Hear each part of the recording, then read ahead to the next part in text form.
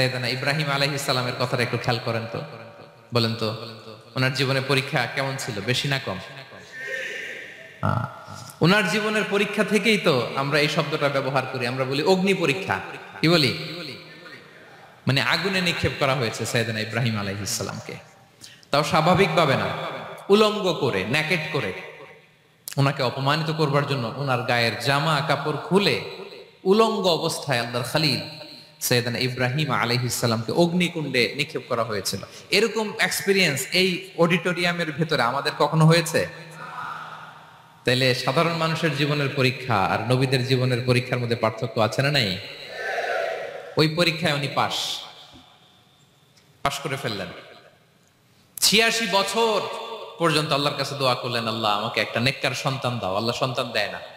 ৮৬ বছর পরে আল্লাহ তাআলা সাইয়েদনা ইব্রাহিম আলাইহিস সালাম এবং হাজারের ঘরকে উজালা করে সন্তান দিলেন। সাইয়েদনা ইসমাঈল আলাইহিস সালাম পৃথিবীতে আসলেন কত বছর বয়সে? ৮৬ বছর বয়সের এখানে কেউ আছেন? হ্যাঁ, আছি আমরা? কেউ নাই। ৮৬ বছর বয়সে প্রথম সন্তান পেয়েছে। তাদের ঘরকে উজালা করে আল্লাহর নবী সাইয়েদনা ইসমাঈল আলাইহিস সালাম আসলেন। এবার আল্লাহ বললেন, যাও স্ত্রীকে আর এই কলিজার টুকরা সন্তানকে থাকো তো প্যালেস্টাইনে, প্যালেস্টাইন থেকে ১৫০০ কিলোমিটার দূর দ্য ব্যারেন ল্যান্ড, ওই মক্কার ধুধুমরু প্রান্তরে রেখে আসো, যেখানে কেউ নাই, মানুষ নাই, গাছ নাই, পাখি নাই, পানি নাই, যাও রেখে আসো। আচ্ছা বলেন তো, ৮৬ বছর পরে যে লোকটা সন্তান পেল, বুঝে শুনে উত্তর দিয়েন, ৮৬ বছর পরে যে লোকটাকে আল্লাহ তাআলা সন্তান দিল, তার হৃদয়ে ওই সন্তানের জন্য মায়া বেশি না কম? এমনি তো আমাদের প্রথম সন্তানের হিস্ট্রিটা একটু খেয়াল করেন তো। প্রথম আমাদের যে মেয়ে হয়েছিল বা যাদের ছেলে হয়েছিল, তার প্রতি আদর, সোহাগ, দরদ, ভালোবাসা, আল্লাহ কত ছিল। আর ৮৬ বছর বয়স আল্লাহ তাআলা ওনাকে সন্তান দিলেন, দিয়ে বললেন যাও হাজারকে আর ইসমাঈলকে মক্কার ধুধুমরু প্রান্তরে রেখে আস। আল্লাহ তাআলা বলতে দেরি, চলে যেতে দেরি নাই, মুহূর্তে উনি রওনা হয়ে গেলেন। সুবহানাল্লাহ পড়বেন না? রেখে আসলেন মক্কার ধুধুমরু প্রান্তরে।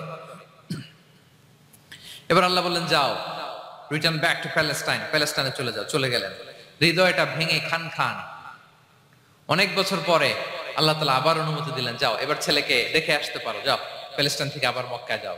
সাইয়েদনা ইব্রাহিম আলাইহিস সালাম প্যালেস্টাইন থেকে আবার ১৫০০ কিলোমিটার পথ পাড়ি দিয়ে, এখনকার মতো ফ্লাইটে যায় না, গাড়িতেও না, উটে করে। কিসে করে? উনি যে কতবার মক্কা থেকে ফিলিস্তিন এসেছেন আর গিয়েছেন, কোনো ইয়ত্তা নাই, হিসাব নাই। গেলেন, এবার ছেলেটা হাঁটতে পারে, দৌড়াতে পারে, একটু একটু কথা বলতে পারে, আব্বু আব্বু ডাকতে পারে। কেমন মায়া লাগে বলেন তো? মায়া ভালোবাসায় যখন টইটম্বুর, ঠিক ওই মুহূর্তে আল্লাহ বললেন, ছেলেকে জবাই করো, জবাই করো ছেলেকে। আল্লাহ তাআলা বলতে দেরি করেছেন, আল্লাহর আদেশ পালনে ১ সেকেন্ডও তিনি দেরি করেন নাই। ছুরি চালালেন, জান্নাত থেকে দুম্বা নিয়ে আসা হলো। এভাবে আল্লাহর নবী ইব্রাহিম আলাইহিস সালাম ওনার জীবনের প্রতিটি ক্ষেত্রে যেখানে আল্লাহ তাআলা ওনাকে পরীক্ষা নিয়েছেন, উত্তীর্ণ হয়েছেন। এবং দেখেন ওনাকে আল্লাহ তাআলা কি উপহার দিলেন, আল্লাহ তাআলা ওনাকে খলিলুল্লাহ উপাধি দিলেন, আল্লাহর বন্ধু। সুবহানাল্লাহ বলেন। আল্লাহ তাআলা বলছেন, ওয়া ইযিবতালা ইব্রাহিম রাব্বুহু বিকালিমাতিন ফাআতাম্মাহুন ক্বালা ইন্নী জাঈলুকা লিন-নাসি ইমামা। আল্লাহ অনেকগুলো পরীক্ষা নিয়েছিলেন সাইয়েদনা ইব্রাহিম আলাইহিস সালাম, প্রতিটা পরীক্ষায় সাকসেসফুলি পাস করেছেন, গোল্ডেন এ প্লাস।